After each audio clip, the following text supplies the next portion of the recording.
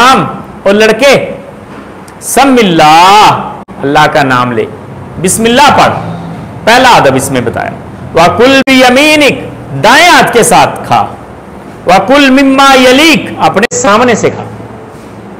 تین آداب رسول اللہ صلی اللہ علیہ وسلم نے فرمایا، کہتے ہیں فما زالت تلکا طعمتی بعد، اس کے بعد میرا کھانے کا انداز یہی رہا، تینوں اصولوں کے مطابق۔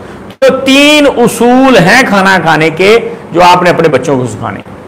پہلا اصول سم اللہ، بسم اللہ کو، اللہ کا نام لو، سم اللہ۔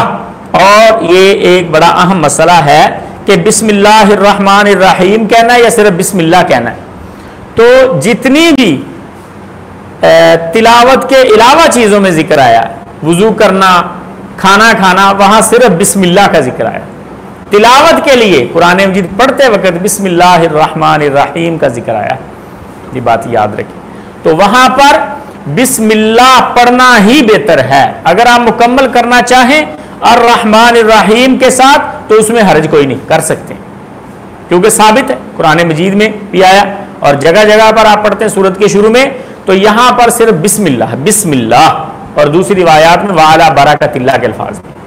تو آپ جو بھی کہہ لیں، بسم اللہ کہہ لیں، بسم اللہ الرحمن الرحیم کہہ لیں، یا بسم اللہ وعلی برکت اللہ کہہ لیں، لیکن نام لینا اللہ کا کھانے سے پہلے